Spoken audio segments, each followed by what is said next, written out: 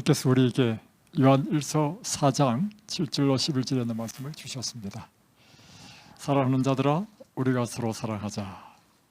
사랑은 하나님께 속한 것이니 사랑하는 자마다 하나님으로부터 나서 하나님을 알고, 사랑하지 아니하는 자는 하나님을 알지 못하나니 이는 하나님은 사랑이심이라.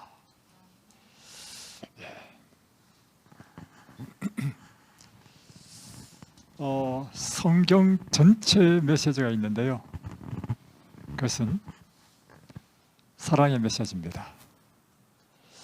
하나님은 어떤 분이신가? 하나님은 사랑의 하나님이시다.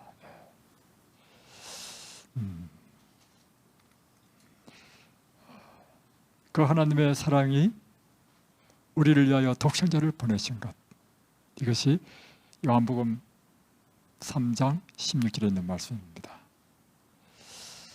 그래서 하나님은 한마디로 표현하면 사랑이시다 라고 표현되는 것입니다. 고린도전서 12장에 보면 사도 바울도 이렇게 권면하지요. 성령의 은사에 대해서 말씀하시는데, 성령의 다양한 은사, 성령의 은사를 보면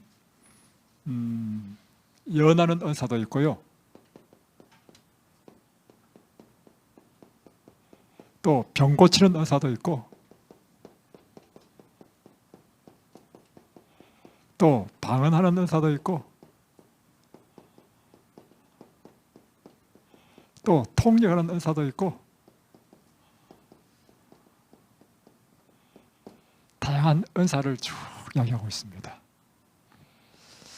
그 당시에 고린도 교회인들은요, 무슨 문제가 갖고 있냐면 이 방언하는 문제로 교회가 좀 어지러웠습니다.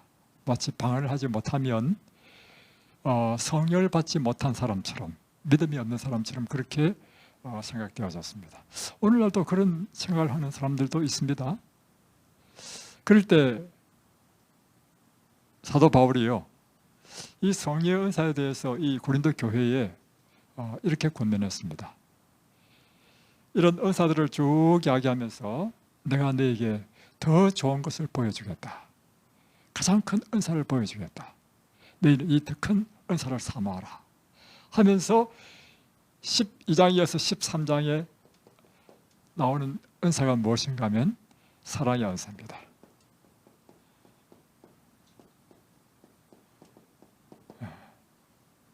그래서 고린도서 13장에 보면 이렇게 얘기하잖아요. 내가 천사의 말을 한다 할지라도 사랑이 없으면 울리는 꽹과리다.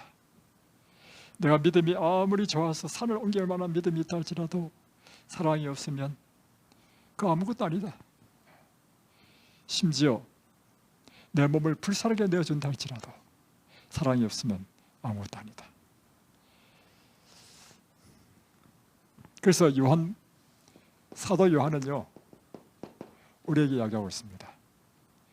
사랑하는 자들아, 우리가 서로 뭐하자? 사랑하자.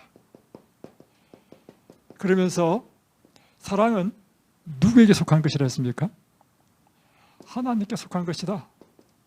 그래서 사랑하지 아니하면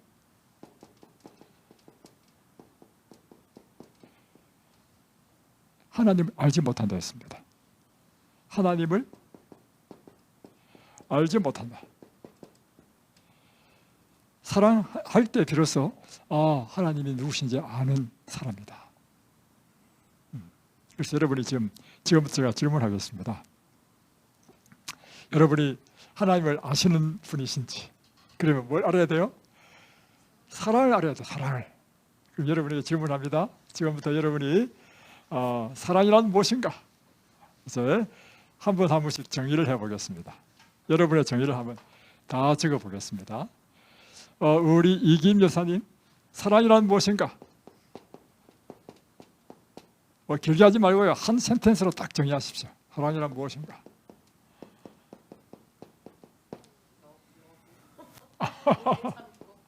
사랑은 무엇이다? 오래 참는 것이다. 예, 좋습니다. 다음에 두 번째, 우리 소원 양, 사랑은 무엇이다? 사랑은 나눔이다. 네. 좋습니다. 다음에 최봉자 집사님, 사랑은 무엇이다? 사랑은 관심이다. 야, 맞죠? 예. 예. 관심이다. 왜 자녀에게 잔소리합니까? 사랑하기 때문에. 관심이 없으면 잔소리도 안 합니다. 자, 그러면 이번에는 김강식 선생님, 사랑은 무엇이다? 행복? 사랑은 행복이다. 야, 사랑해보셨네요. 사랑해보셨네요. 사랑할 때 제일 행복했습니까? 사랑은 행복이다. 야, 좋은 말씀입니다. 다음에 우리 김용건 선생님, 사랑은 무엇이다? 이야, 사랑은 아낌없이 주는 것이다. 예, 정말 그렇죠. 다음에 우리 양은희 사모, 사랑은 무엇이다? 사랑은 상대방에게 자유를 주는 것이다. 좋습니다. 다음에 우리 권순실 총무, 사랑은 무엇이다?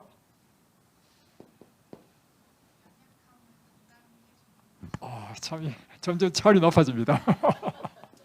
사랑은 그 사람의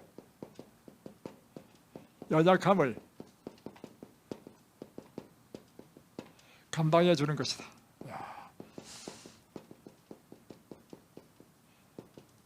그래서 사랑은 힘든 것입니다. 사랑이 쉬우면 누가 다 하죠. 사랑하게 되면 그 사람의 연약함을 감당해 주기 때문에 내가 부담해야 될 게 너무 많아. 그 사람들이 사랑하기를 두려워합니다. 또 우리 초희 씨, 사랑은 무엇이다?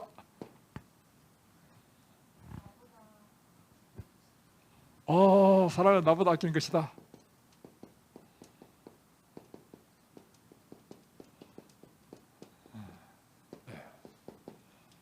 그렇습니다. 이 정의가 다 맞는 것입니다. 사랑하면요, 오래 참아야 되죠. 속 뒤집어져도 참아야 되죠. 사랑하지 않으면 참을 이유 없습니다. 그냥 물건 버리듯이 버려버리면 됩니다. 자녀는 버릴 수 없죠. 오래 참아야 되죠. 그 사랑인 거예요. 사랑은 나눔이다. 예. 사랑하면 자꾸 주고 싶잖아요. 예. 사랑하게 관심이 더 있고, 사랑은 행복이다. 예, 맞아요. 또 사랑은 아낌없이 주는 것이다. 또 사랑은 상대방의 자유를 주는 것이다. 이건 좀 어려운 일입니다. 사실은 어떤 사람은요, 사랑하면 사랑할수록 그 사람을 구속하는 경우가 많아요. 예. 그러면서 자기는 그 사람을 진짜 사랑하는 줄 알고 착각하는 것입니다. 그런데 진짜 사랑은요, 그 사람에게 자유를 주는 것입니다. 누가 그랬어요? 하나님이 그러시는 거예요. 하나님이 만약에 우리를 정말 사랑하시죠? 우리를 강제하지 않으신다고. 자유를 주시는데 이 자유를 주시기 위해서 뭘 하시냐면 자기의 아들의 생명을 주신 거예요. 그렇게 주시고서도 이거를 믿는 것도 우리가 강제하지 않아. 우리에게 자유를 주는 거라. 이게 하나님의 참된 사랑이다. 또 사랑은 그 사람의 연약함을 담당해 주는 것이다. 예. 제가 제 아내를 사랑함으로 인해 가지고 제 아내의 모든 결정을 제가 다 담당합니다. 맞습니까? 아니요. 왜요? 왜 아닙니까?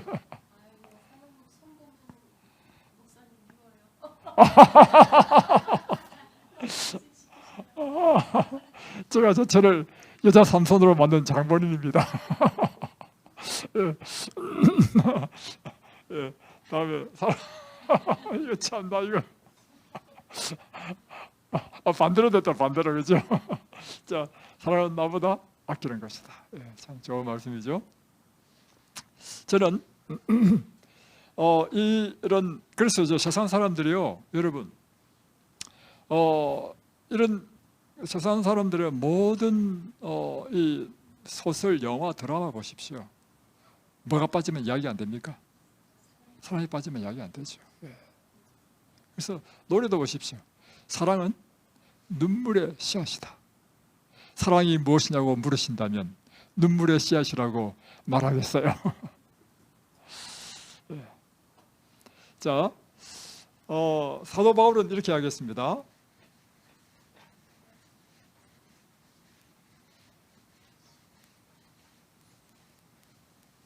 사랑은 사도 바울, 사랑은 오래 참는 것이다. 참는데 얼마만큼 참아야 될까요? 자, 한번 해보십시오. 사랑은 오래 참는다. 시작. 사랑은 오래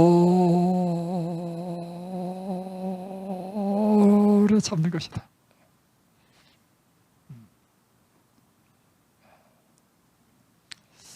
그래요. 우리의 사랑은 너무 조급하지 않습니까? 또 두 번째, 사랑은 뭐 하는 것이다? 온유한 것이다. 예, 고린도서 13장 보십시오. 온유한 것이다. 온유하다는 뜻이 뭐예요? 예, 친절하다. 거칠지 않다는 것입니다. 그러니까 남편이 부인에게 거칠게 하면 사랑하지 않는 거야. 남편이 부인에게 어떻게 하라고요? 친절해야 돼. 온유해야 돼. 다음에 또 사랑은 시기하지 않고, 또 사랑은 자랑하지 않고, 교만하지 않고, 무례하지 않는다. 자기의 이익을 구치 않는다. 성내지 아니하며, 악한 것을 생각지 아니하며, 불의를 기뻐하지 않는 것. 자, 이제 저는 이제 사도 바울의 사랑의 정의를 우리가 이렇게 잘 알잖아요. 저는 이제 제가 이 성경 가운데서 한번 정의해 보겠습니다. 이제 사랑의 속성에 대해서 제가 한번 정의해 보겠습니다. 첫 번째, 아까 어느 분이 이야기했죠. 우리 김강식 선생님 말씀하셨나요? 사랑은 행복이다.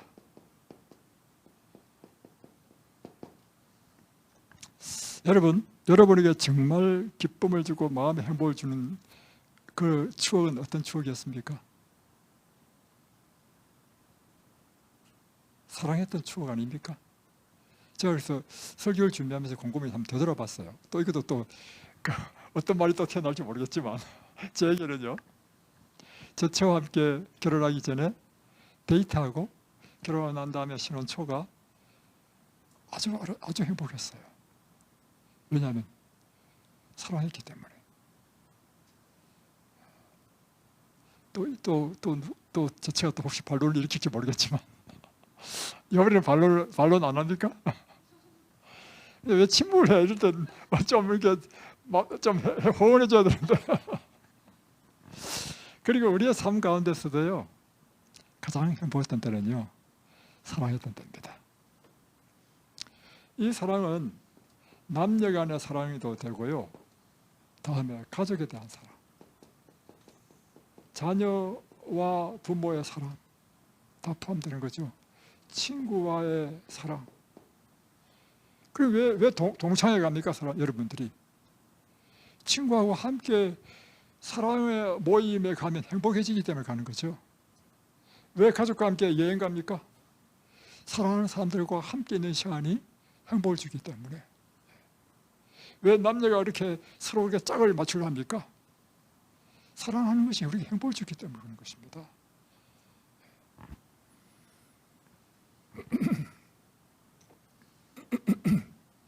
그래서요, 하나님께서는 우리에게 이 행복을 위해서 우리에게 자녀도 주시고 가족을 이루게 하신 것입니다.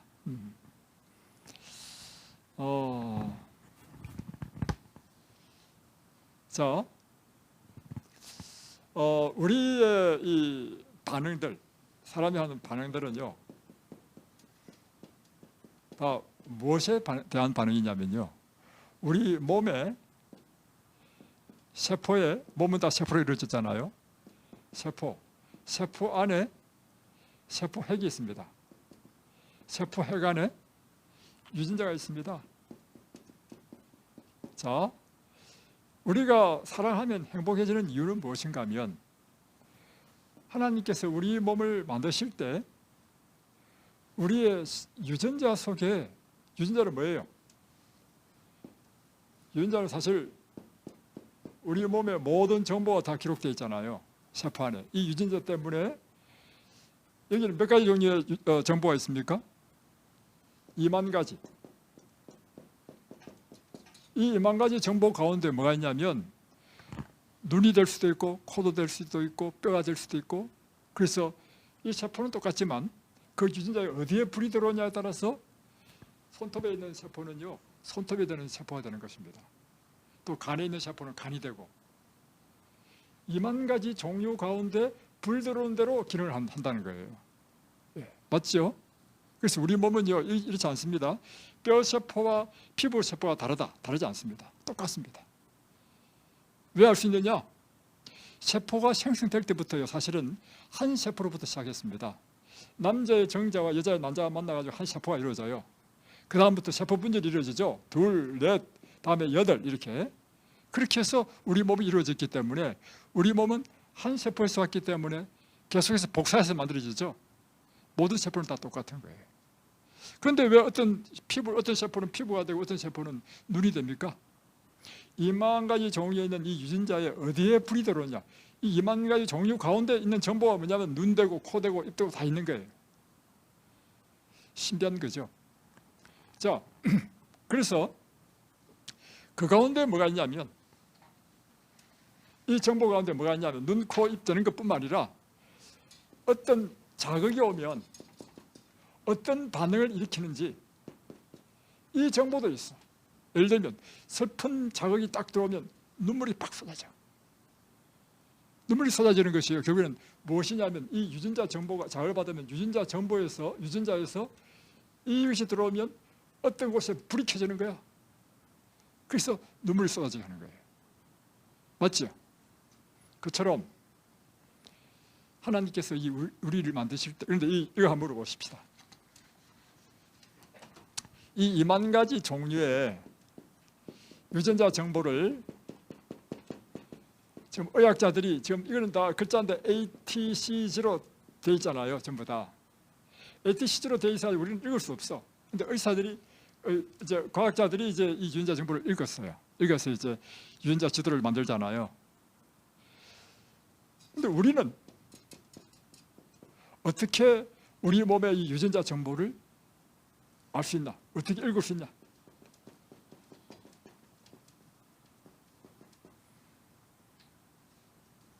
우리는 유전자 정보를 볼 수도 없을 뿐만 아니라 읽을 수도 없죠. 본다 하더라도 이걸 읽을 수 있는 방법이 있습니다. 이 유전자에 무엇이 기록되어 있는지를 우리에게 주신 것이 뭐냐면 성경이야, 성경. 이 성경은 우리 몸이 어떻게 만들어졌는지 다 되어 있는 거예요. 이 성경에 보니까 사람이 사랑할 때 행복을 누리도록 되는 거예요. 그러나 사랑의 반대가 뭐예요? 미움이죠. 미워하고 또 분노하고 하면 불행하도록 되어 있는 거예요. 그래서 이 유전자의 이 정보 때문에 우리가 행복을 느끼는 그런 자극이 오면 이 유전자에서 행복을 느끼는 그런 물질이 나오는 거예요. 그 실제적으로 우리 호르몬에서 이렇게 행복한 물질이 쫙 나와가지고 행복을 느끼는 거예요.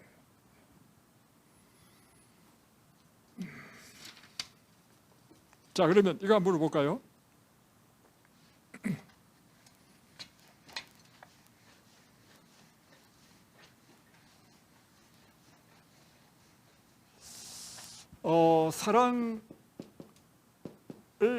사랑의 반대. 사랑의 반대는 뭘까요?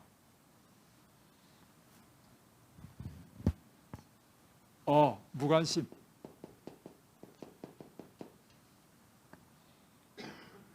미움. 그렇지 않아요? 사랑의 반대 미움 아니에요? 근데 성경에 보니까 사랑의 반대가요, 두려움이라는 거예요. 두려움. 뭐 이것도 다 틀린 말이 아닌데 두려움이랬어. 어디 나오냐면 요한 1서 4장에 보면 나옵니다. 요한 1서 4장에 보면 18절 보면 사랑 안에 무엇이 없고 두려움이 없고 온전한 사랑은 두려움을 내쫓나니 두려움에는 형벌이 있습니다. 두려워하는 자는 사랑 안에서 온전히 이루지 못하느니라. 그러니까 성경적으로 말할 때 사랑의 반대는 두려움이라. 그리고 이 사랑은 우리에게 무엇을 주는데? 생명을 줘. 그런데 이 미움이라든가 두려움은 우리에게 사망으로 인도해. 그렇죠?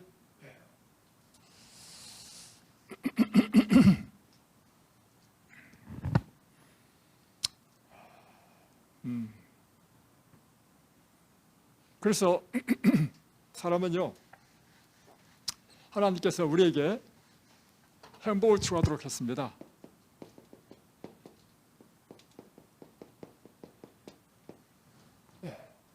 사람은 본능적으로 행복을 추구하죠.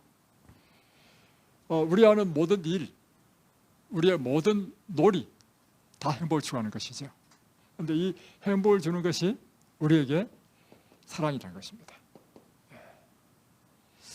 또 하나는 사랑은, 그래서 사람들은 가장 큰 고통이 뭐냐? 여러분, 가장 큰 고통이 뭘까요?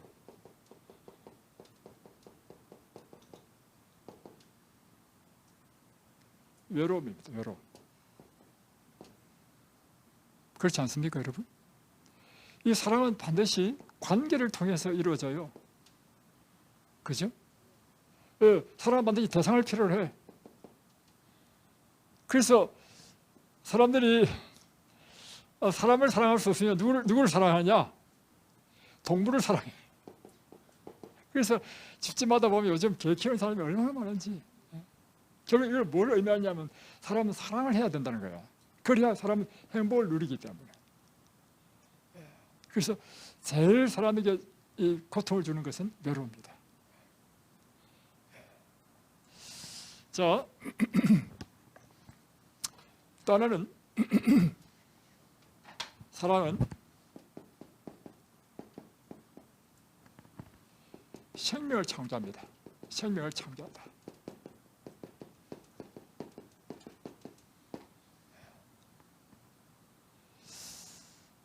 이 세상의 모든 생물들은 보면 번식하는 것이 반드시 암수의 결합에 의해서 번식합니다. 결국에는 사랑이 무엇을 낳아요? 생명을 낳습니다. 그래서 하나님은 왜 사랑이냐? 창세기 1장에 보면 하나님께서 세상을 창조하시죠. 세상을 창조했다. 세상 창조 속에 뭐가 포함했냐면 하늘, 별 이런 것도 있지만 동물도 창조하시고 식물도 창조하셨죠. 이게 다 뭐예요? 생명이죠. 이 생명 반드시 뭐가 있어야만 창조된다고요? 사랑이 있어야 된다. 하나님은 무엇이다? 사랑인 것입니다. 그래서 우리의 생애 가운데서도요, 사랑이 생명을 낳습니다. 그런데 반대로 미움은 사망을 낳습니다. 그렇죠?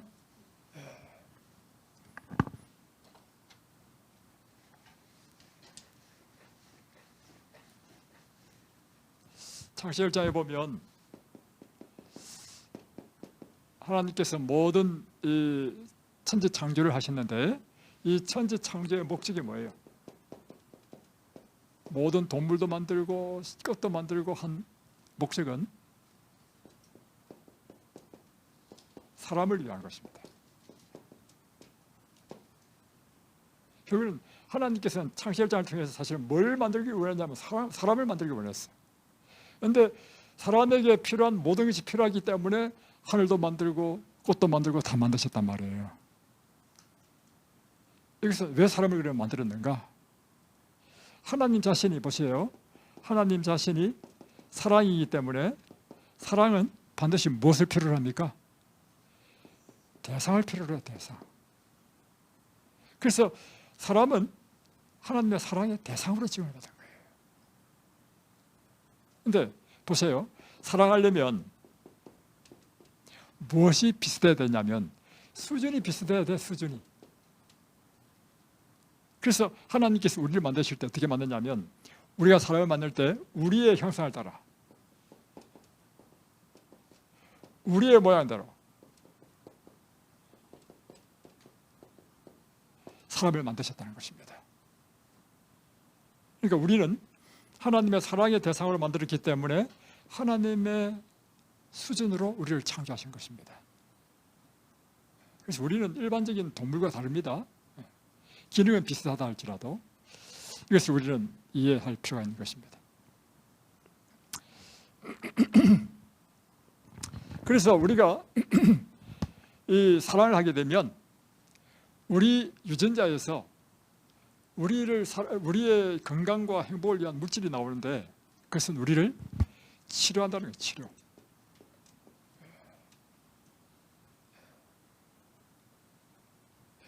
그러나 만약에 우리가 사랑이 아니라 미움을 하게 되면 사망의 물질이 나와요. 하나님께서는 우리에게 사랑하라고 하는 것입니다. 다음에 세 번째는 사랑은 주는 것이라고 하는 것입니다.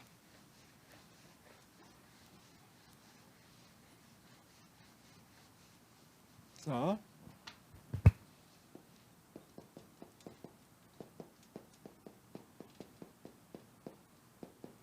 어느 분이 이야기했죠? 사랑은 주는 것이다.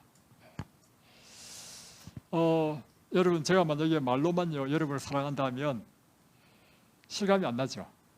그런데 말 한마디 안 하고 우리 예를 들면 우리 여사님에게 자꾸 뭘 갖다 줘. 뭘 갖다 줘. 그리고 그게 필요한 거 있으면 또 갖다 주고 챙겨주고 이러면 뭘 느껴요? 그래서 여러분 사랑은요 말로 하는 게 사랑이 아닙니다. 사랑은 실제적인 거예요. 실제적인 것.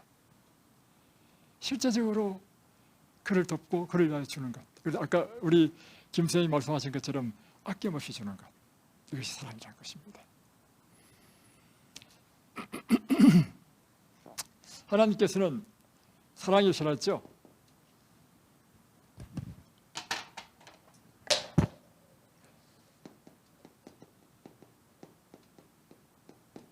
자, 어떻게 하나님이 우리를 사랑하시는지 한번 보겠습니다. 하나님이 우리를 어떻게 사랑하실까?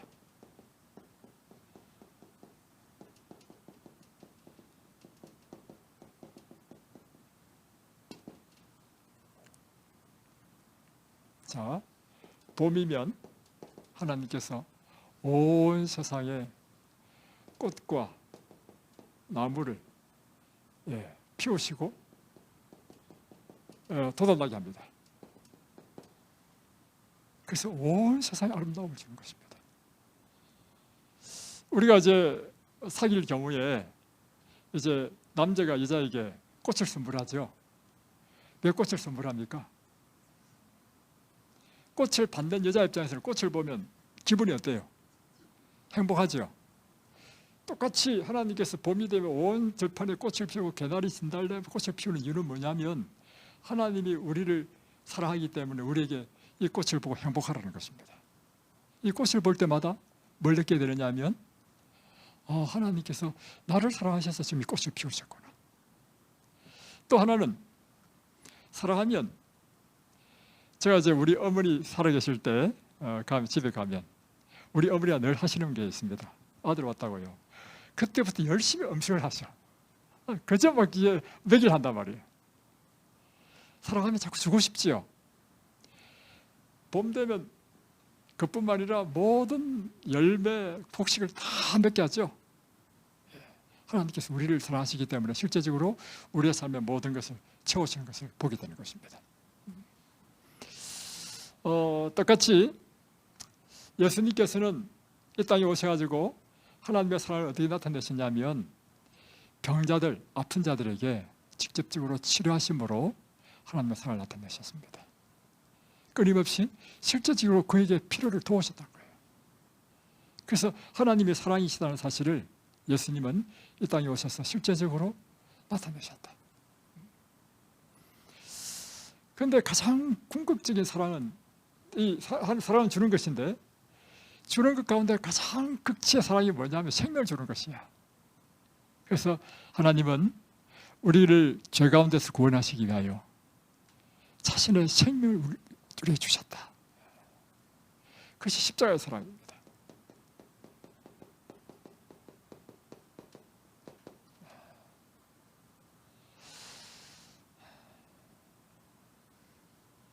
하나님께서 생명을 주셨다.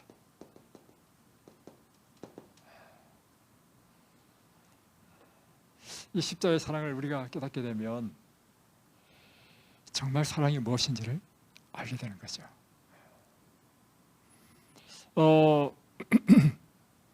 예수님의 12 제자들이요, 예수님께서 살아계실 때는 서로 싸웠습니다. 왜 싸웠냐면 누가 크냐? 예수님께서 곧 이 세상에서 왕이 되실 텐데, 왕이 되시면 누가 그의 오른편에 앉고 맨편에 앉을 것인가? 그래서 싸웠단 말이에요. 서로 사랑하지 않았어. 싸웠다는 건 서로 사랑하지 않았죠. 그런데 어떤 일이 벌어졌냐면 예수님께서 왕이 되시는 것이 아니고 십자가에 달려 죽으셨어요. 그러니까 자기들의 기대에 다 틀렸죠. 그죠? 그러니까 다 도망가 버렸어. 나중에 그들이 부활하신 예수님을 통해서 성경 가운데 하나님께서 우리의 죄를 위하여 죽으셨다는 사실을 깨닫고 우리를 위하여 자기의 생명을 버리신 이 예수님의 사랑을 깨닫고 그때 모든 제자들이 완전히 거듭나게 됩니다. 더 이상 제자들은 싸우지 않았습니다. 그리고는 이 사랑을 깨달을 때 제자들이 일어난 변화가 있는데 주님을 사랑하게 됩니다. 그리고 주님을 위해서 자신의 생명을 바치게 됩니다. 그게 요한일서에 나오는데 한번 보십시다. 요한일서 4장 10절 보겠습니다. 사랑은 여기 있으니 우리가 하나님을 사랑한 것이 아니요 하나님이 우리를 사랑하사 우리 죄를 속하기 위하여 화목제물로 그 아들을 보내셨습니다. 자, 사랑은 여기 있으니 우리가 먼저 하나님을 사랑한 것이 아니고 하나님이 먼저 우리를 사랑하셨다는 것입니다. 그래서 그 사랑이 어떻게 했냐면 우리 죄를 속하기 위하여 화목제물로, 그러니까 하나님과 우리와의 이 죄의 관계에서 끊어진 것을 회복시키기 위하여 화목제물, 그분이 희생당하심으로 우리를 하나님과 화목시키는 화목제물이 되셨다. 그래서 11절 사랑하는 자들아 하나님이 이같이 우리를 사랑하셨은즉 우리도 서로 사랑하는 것이 마땅하도다.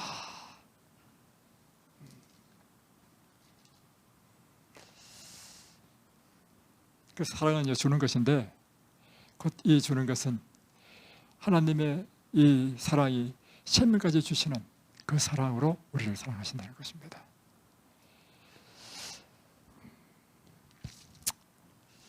여러분은 여러분의 사랑하는 사람을 위해서 생명까지 주실 수 있겠습니까?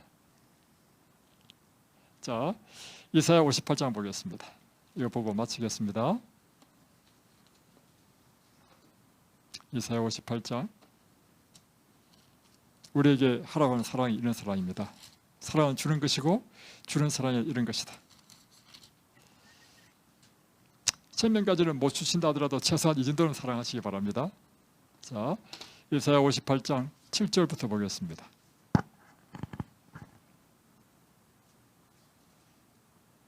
다 찾으셨습니까? 네. 또 줄인 자에게 내 양식을 나누어 주며. 우리가 해야 될 사랑은 어떤 것이냐가 1번 줄인 자에게 양식을 나누어 주는 것. 이게 뭐 하는 거라고요? 사랑하는 것이다. 다음 두 번째 유리하는 빈민을 집에 들이며 유리하는 빈민을 내 집에 들이며 이게 사랑하는 것입니다. 세 번째, 또 벗은 자를 보면 헐벗은 자를 보면 입히며 옷이 없다, 헐벗었다, 입히는 거예요. 그러니까 줄인 자에게 먹여주고 집이 없는 자에는 집을 제공해주고 벗은 자에는 입히고 이것이 지금 사랑하는 것입니다. 사랑은 무엇이기 때문에? 주는 것이기 때문에. 또 네 번째, 내 권력을 피하여 스스로 숨지 않는다.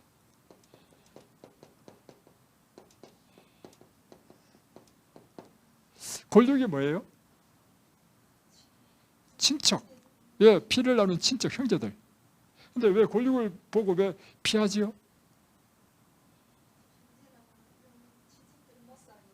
바로 그것입니다. 예.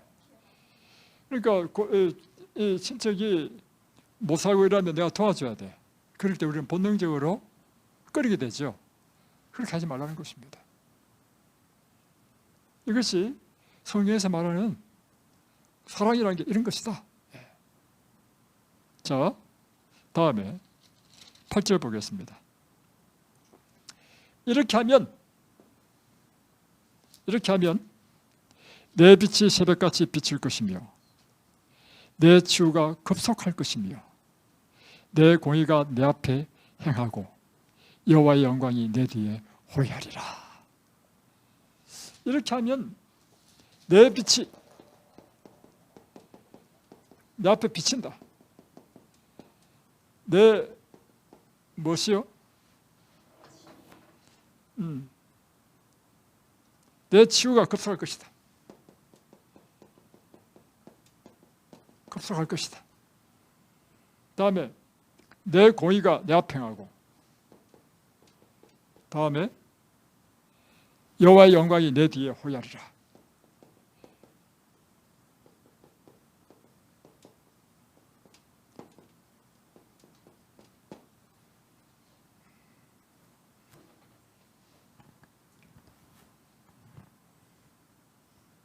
여러분, 오늘 사도 요한은 우리에게 하나님은 사랑이시다. 사랑하지 않는 자는 하나님을 알지 못한다. 그리고 그리고 서로 사랑하라. 이렇게 이야기했죠. 다시 한번 보겠습니다.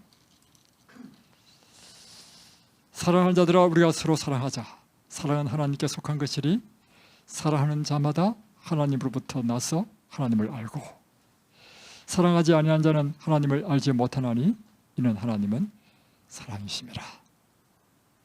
하나님의 사랑이 우리에게 이렇게 나타난 바 되었으니 하나님이 자기의 독생자를 세상에 보내심은 그로 말미암아 우리를 살리려 하심이라.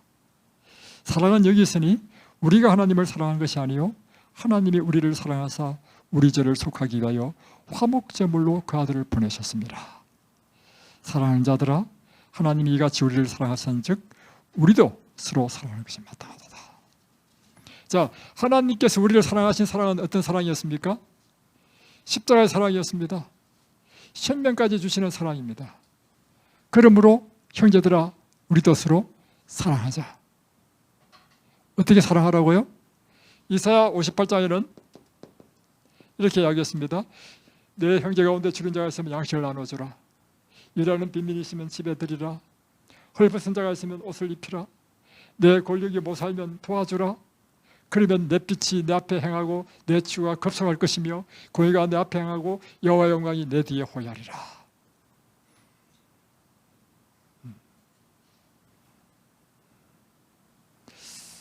하나님께서 우리에게 이와 같은 생명을 주신 사랑으로 사랑하시고 우리에게 말씀하십니다.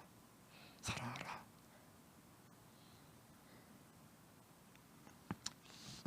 이런 사랑을 여러분 하시기 바랍니다. 잘 못하시겠어요? 자, 사랑하는 비결을 좀 말씀드려야 되겠다. 그러면 어떻게 여러분 이 사랑이라는 것이 마음에서 나야 되잖아요. 마음에서 인무적으로 너 이러하니 사랑해라. 주는 자 양식을 주라 한다 해서 이게 마음에 우러나지 않으면 할 수가 없어요. 그죠? 그러면 사랑하는 비결을 말씀드려야 되겠다. 그래야 사랑할 수 있지. 사랑은 마음에서부터 우러나와야 돼. 자, 사랑은요, 사랑을 받을 때 사랑이 나오도록 되어 있습니다.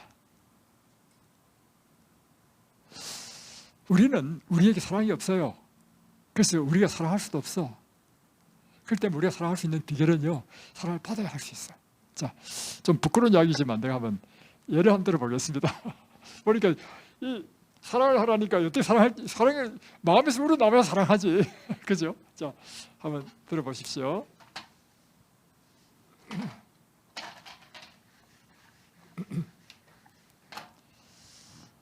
제가 이제 30대 초였습니다.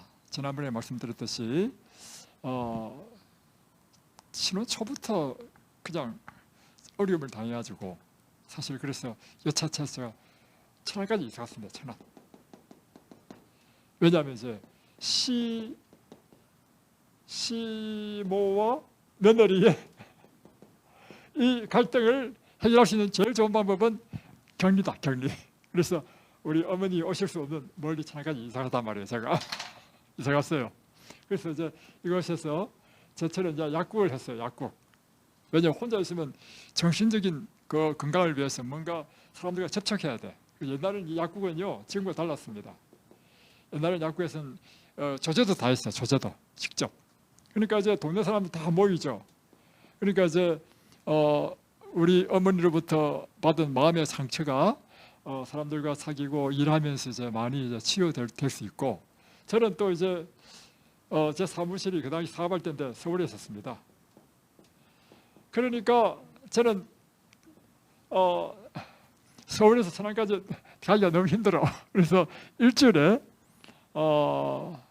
수요일인가 화요일인가 한번 가고 하루 딱 가고 다음에 금요일부터 월요일 아침까지 있고 이렇게 있었습니다. 그러니까 이제 떨어져 살았죠. 떨어져서. 근데 이제 이렇게 가서 이제 지내다가 이제 평일에는 이제 서울에서 사업하고. 근데 이제 그때는 제가 사업을 열심히 했기 때문에 뭐 괜찮게 이제 수입이 됐습니다. 근데 제가 이게 살 때 어디였냐면 22평 대우 아파트 전세. 그때 얼마였는가 한데 전세 주고 살았습니다. 근데 22평이니까 거실 있고 방이 2개가 있고 뭐 부엌은 거실 옆에 부엌 있고 딱 요랬어요. 그때 우리 아기는 이제 첫째는 태어났고 둘째가 태어났으니까 첫째가 3살이고 둘째가 1살 어릴 때입니다. 그러니까 우리는 방 2칸으로 충분했단 말이에요. 그리고 너무 마음에 너무 좋았습니다. 22평이 사는데 아주 우리한테 딱 적합했단 말이에요. 근데 어느 날 제가 이제 친구가 집들이 한다 해서 친구 집에 갔습니다. 갔는데 이 친구는 제가 젊었을 때니까 그 이해해 주시기 바랍니다. 33평에 그도 집을 사서 갔어. 그래가지고는 이 친구는 갔는데 집들이 갔는데 집을 막 너무 예쁘게 잘 해놨어. 인테리어를 잘 해놨어. 근데 우리 집에는 인테리어 하나도 없어. 그림 한 점 없어. 왜냐하면 저는 약국에 있고 저는 서울에 있고 그러니까 뭐 집에서 있을 기회가 별로 없으니까. 이때 갔는데 너무 잘 해놨고 살아. 근데 그 당시 제 친구는 직장 생활하는 사람이고 나는 사업하는 사람이었고요. 내가 이 친구보다 훨씬 돈을 잘 벌어. 내가 이게 집 살려면 집 살 수도 있는 사람이야. 22평이 아니라 저는 한 40평도 살 수 있어. 사실은 그 당시에. 그런데 딱 갔다 오고 나니까 내 마음에 어떤 마음이 들었냐면 좀 부러운 마음이 들었어요. 젊었을 때는 그렇죠. 그러다 이제 제가 이제 집에 갈 날이 돼서 집에 딱 갔어요. 딱 갔는데 보니까 너무 비교되는 거예요. 좁은 데다가 아무도 없어. 아무도 없어. 그래서 저녁에 이제 제가 약국 다 파하면 한 10시 됩니다. 10시에 집에 들어와요. 그래서 이제 제 차한테 이야기했죠. 여보, 내 친구 집 내가 집들이 갔는데 그 친구 너무 잘해놓고 살더라. 우리도 좀 꾸미자고, 좀 꾸미면 좀 살자. 이렇게 한마디 뚝 던졌어요. 던지고 나서 이제 뭐 잠자고 그 다음에 이제 서울에 갔죠. 서울에 가고 그곳에서 생활하다가 이제 며칠 만에 또 이제 우리 집에 왔습니다. 왔는데 입구에서부터 달라졌어. 현관문에 막 이 머리를 꽃을 막 쫙 만들어 놓고, 다음 문 딱 들어가니까 바로 신발장인데 신발장 앞에 뭐가 쫙 있고, 다음에 딱 들어가니까 거실에 막 그림도 있고 막 엄청나게 인테리어 해놨어. 근데 이제 더 저한테는 감동인 게 뭐냐면, 원래 이제 피아노가 거실에 있었거든요. 거실에 피아노가 있었습니다. 근데 이 피아노가 없어졌어. 그래서 피아노 어디 갔는가 보니까 피아노가 작은 방에 가 있어. 작은 방에. 그래서 이 피아노 무거운 거 어떻게 옮겼을까? 사람 시켰나? 근데 또 이제 보통 이제 아파트는 이렇잖아요. 거실을 보면 이쪽에는 그 텔레비전 놓는 다이가 이렇게 쫙 있잖아요. 이렇게 있고 그 위에 텔레비전 놓도록 하는 그 무슨 가구가 있잖아요. 가구가 이게 싹 다 부셨어. 다 부셨고 이 베란다에 다 가 있어. 깨끗해. 그럼 못질 때 아주 뜯기 힘들거든요. 이건 또 어떻게 뜯었을까? 그래서 저녁에 이제 와가지고 이제 제가 오길래 물어봤어요. 아니 여보, 왜 천지개벽했냐? 물어봤어요. 그러니까 당신이 그 말 해가지고 내가 가만히 해보니까 당신을 좀 기쁘게 해줘야 되겠다 싶어가지고 그렇게 꾸몄다는 거예요. 그래가지고 퇴근해가지고 새벽 1시까지 쓸고 닦고 다 하고. 그런데 내가 또 물어봤죠. 근데 그 무거운 피아노를 어떻게 옮겼어? 하니까 하는 이야기가, 그 바퀴 있죠. 바퀴다 식용유를 착착 쳐가지고 제가 한 이야기가 죽을 힘을 다해서 밀었다는 거예요. 그러다가 내가 또 물어봤죠. 이거 더 힘든 게 이게 장식장이거든요. 이거 못질 돼가지고 뜯어지지 않아. 이거 어떻게 뜯었어? 하니까 죽을 힘을 다해서 뜯었다는 거예요. 그날 제가요 얼마나 감동받았는지. 그때부터요 제가 제 모든 부동산 사면요 등기를 제처리를 못하였습니다. 그리고 그때부터 제가 제처에 종이 됐습니다. 자, 제가 이렇게 부끄러운, 이게 사실 거꾸로 되면 더 좋죠. 내가 그렇게 해주고 제처가 이렇게 감동받으면 좋은데 우리 집 거꾸로야. 하여튼 그는 부끄러운 이야기 하는 이유가 뭐냐면, 우리가 어떻게 사랑할 수 있느냐? 자, 보세요. 그 이후로 저는 제처의 사랑을 한 번도 의심하지 않았습니다. 그 이후로, 그 30대였거든요. 그 이후로 지금까지 살면서 저는 단 한 번도 제처에 대한 의심이라도 이런 게 하나도 없어. 확고한 믿음이 있는데 제처는 나를 너무 사랑한다. 요즘 살아보니까 그렇지 않을 것 같은데 모르겠어. 하여튼 간에. 그리고 그 이후로 제가 하는 일이 뭐냐면, 어떻게 하면 내 처를 기쁘게 해줄까? 그것이 그냥 생각해요. 자, 보세요. 제가 이렇게 사랑하게 되는 이유는 뭐냐면, 사랑을 받았잖아요. 사랑을 받으니까 뭐 해요? 주지요. 우리가 어떻게 이런 형편 모르는 사람 사랑할 수 있습니까? 그래서 사랑을 받아야 돼. 누구한테 받아야 되냐면 하나님으로부터 받아야 돼. 하나님의 사랑을 받는 게 뭐냐면, 하나님이 우리를 위하여 자신의 생명을 주신 이 십자가의 사랑을 우리가 깨달을 때, 이건 인간적인 이런 사랑과 차원이 다릅니다. 이 하나님이 나를 사랑하셨다, 나를 위해 죽으셨다 하면 첫 번째로 날 일이 뭐냐면, 하나님은 사랑이시다는 이 사랑, 하나님은 사랑이시다는 이 확신이요, 흔들림이 없는 확고부동한 사랑이 이 믿음이 되는 것입니다. 그리고는 두 번째는 뭐냐면, 이 사랑을 딱 깨닫게 되면 주님을 위해서는 생명도 줄 수 있어. 그 일이 뭐냐면, 주님이 이런 사람을 이렇게 사랑하려 했다? 그럼 사랑해야지. 이건 의무로 하는 것입니까? 내 마음에서 우러나서 하는 것입니까? 바로 그것입니다. 그래서 여러분, 이 하나님의 사랑을 깨달을 때 우리는 비로소 뭘 할 수 있다고요? 사랑할 수 있다. 이렇게 사랑하게 되면 일어나는 일이 있는데 뭐가 일어나냐면요, 놀라운 치유가 일어나는 거예요. 사랑은 무엇이기 때문에? 생명이야. 자, 이걸 설명하려고 이렇게 좀 길게 이야기했습니다. 기도하고 마치겠습니다. 하늘에 계신 우리 아버지, 오늘 주님께서 우리에게 이처럼 사랑하신 사랑을 깨닫게 해주옵소서. 사랑 가운데 가장 큰 사랑, 우리를 위하여 자신의 생명을 주신 이 사랑을 우리가 깨닫기만 한다면 우리에게 놀라운 변화가 있을 것입니다. 우리는 우리가 사랑할 수 없는 그 사람도 사랑할 수 있는 이유는 내가 그처럼 하나님으로부터 엄청난 사랑을 받은 존재라는 사실을 깨달을 때 비로소 우리는 사랑할 수 있을 것입니다. 주님, 이 사랑을 할 수 있도록 도와주옵소서. 예수님의 이름으로 기도드립니다.